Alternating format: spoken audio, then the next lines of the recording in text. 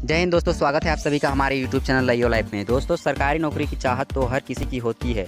हर व्यक्ति यही सोचता है कि कितना अच्छा हो जाए अगर उसकी सरकारी नौकरी लग जाए।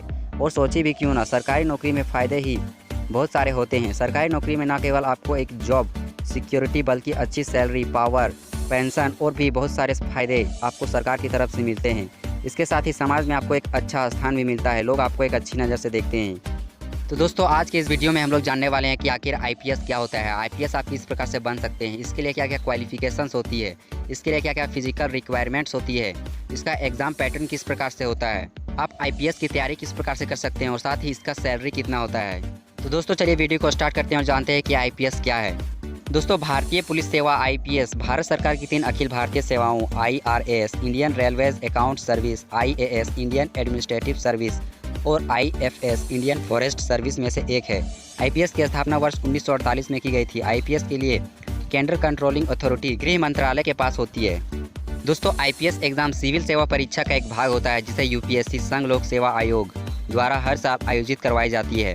प्रशासनिक पदों की नियुक्ति के लिए यूपीएससी कई तरह की सिविल सर्विस एग्जाम आयोजित करवाती है, जैसे आईपीएस, आईआरएस, आईएएस, आईएफएस। इस तरह की परीक्षाओं को क्लियर करने के बाद ही आप पुलिस ऑफिसर बन सकते हैं। दोस्तों, आईपीएस का full form Indian police service और इसे हिंदी में भारतीय पुलिस सेवा कहा जाता है। दोस्तों, अब चलिए जान लेते हैं कि आप आईपीएस ऑफिसर किस प्रकार से बन सकते हैं। आईपीएस ऑफिसर बनने के लिए आपके अंदर लगन और मेहनत करने की क्षमता होनी चाहिए। कुछ उम्मीदवार तो आईपीएस परीक्षा की बात करने से भी डरते हैं। वे सोचते हैं कि हम इस तरह की परीक्षा को कभी भी क्रैक नहीं कर पाएंगे।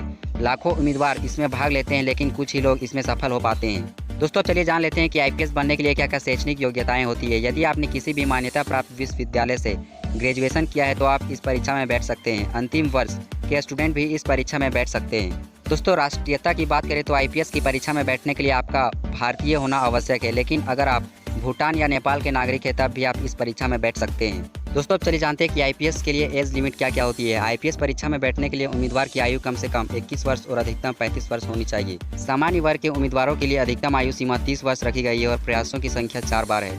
ओबीसी वर्ग के उम्मीदवारों के लिए अधिकतम आयु सीमा 33 वर्ष रखी गई है और प्रयासों की संख्या 7 है। दोस्तों, अब बात करते हैं एसटी/एससी की, तो इसकी अधिकतम आयु सीमा 35 वर्ष रखी गई है और प्रयासों की संख्या असीमित है। दोस्तों, अब चलिए जानते हैं कि आईपीएस बनने के लिए क्या क्या फिजिकल रिक्वायरमेंट्स होती है। दोस्तों, इसकी हाइट की बात करें तो इस परीक्षा को क्वालिफाई करने के लिए पुरुष की लंबाई 165 सेंटीमीटर होनी चाहिए, जबकि एसटी/एससी पुरुष उम्मीदवारों के लिए लंबाई 160 सेंटीमीटर, महिलाओं की लंबाई 150 सेंटीमीटर होनी चाहिए।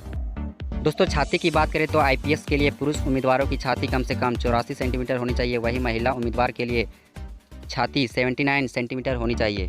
और दोस्तों, नेत्र दृष्टि की बात करें तो स्वास्थ्य आंखों का विजन 6/6 या 6/9 होना चाहिए और कमजोर आंखों का विजन 6/12 और 6/9 होना चाहिए। दोस्तों, अब चलिए जान लेते हैं कि आईपीएस का एग्जाम पैटर्न किस प्रकार से होता है। जैसा कि हमने आपको ऊपर बताया कि आईपीएस एग्जाम यूपीएससी के द्वारा आयोजित करवाई जाती है। यूपीएससी 2 भागों में आईपीएस की परीक्षा लेती है, जो कि इस प्रकार से है। प्रारंभिक परीक्षा में ऑब्जेक्टिव टाइप के प्रश्न पूछे जाते हैं। इस एग्ज़ाम में 2 पेपर होते हैं और दोनों ही पेपर 200 अंकों के होते हैं। इस एग्ज़ाम को क्लियर करने के बाद ही आप मुख्य परीक्षा में बैठ सकते हैं। प्रश्न पत्र हिंदी और अंग्रेजी दोनों में सेट किए जाते हैं। हालांकि अंग्रेजी भाषा की कम्प्रहेंशन स्किल से संबंधित प्रश्न पूछे जाते हैं। दोस्तों, प्रत्येक पेपर के लिए 4 घंटे का समय दिया जाता है, जबकि नेत्रहीन उम्मीदवारों को 20 मिनट का अतिरिक्त समय दिया जाता है। दोस्तों, बात करते हैं मुख्य परीक्षा की। मुख्य परीक्षा प्रारंभिक परीक्षा से जटिल होती है। इसमें लिखित परीक्षा के साथ ही इंटरव्यू भी लिया जाता है। मुख्य परीक्षा में कुल 9 पेपर होते हैं। दोस्तों, चलिए जान लेते हैं कि इंटरव्यू कैसे होता है। प्रारंभिक परीक्षा और मुख्य परीक्षा को क्लियर करने के बाद आपको इंटरव्यू के लिए बुलाया जाता है। इंटरव्यू एक पैनल के द्वारा लिया जाता है, जिसकी अवधि तकरीबन 40 से 45 मिनट की होती है। इंटरव्यू क्लियर करने के बाद ही आपको आईपीएस की ट्रेनिंग पर भेजा जाता है और उम्मीदवार के कुछ वेरिफिकेशन करने के बाद उसे पोस्ट पर नियुक्त किया जाता है।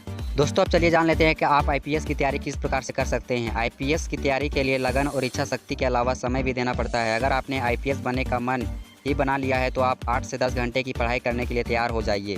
अगर आप सोच रहे हैं कि आईपीएस ऑफिसर बनने के लिए क्या करना चाहिए, तो केवल किताबी ज्ञान से ही आप यह परीक्षा पास नहीं कर सकते। आपको हमेशा करंट अफेयर्स और सामान्य ज्ञान से अपडेट रहना पड़ेगा।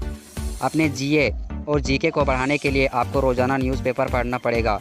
इसके साथ ही आप रोज़ाना टीवी न्यूज़ देखकर भी आप अपना ज्ञान बढ़ा सकते हैं। कोशिश करें कि आप राजनीतिक, खेल जगत, विज्ञान और देश दुनिया में चल रही गतिविधियों पर अपनी पैनी नज़र रखें। आईपीएस के लिए सब्जेक्ट की तैयारी अच्छे से करें और आईपीएस सिलेबस को ध्यान में रखकर तैयारी करें।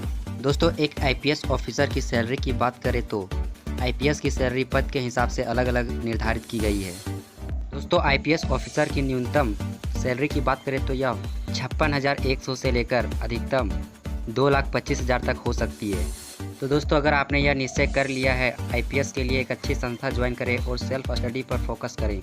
महत्वपूर्ण समाचार को आप कलेक्ट भी कर सकते हैं। याद रखें कि आईपीएस की परीक्षा क्लियर करना कठिन है मगर नामुमकिन नहीं। अगर आप लगन से कोई भी कार्य करेंगे तो देर सवेरे आपको सफलता जरूर मिलेगी। यदि आपको आईपीएस से जुड़ी हुई अन्य कोई जानकारी चाहिए तो हमें कमेंट सेक्शन में बताएं, और अगर आपको हमारी वीडियो अच्छी लगी तो इसे लाइक और चैनल को भी सब्सक्राइब करें। जय हिंद दोस्तों, धन्यवाद।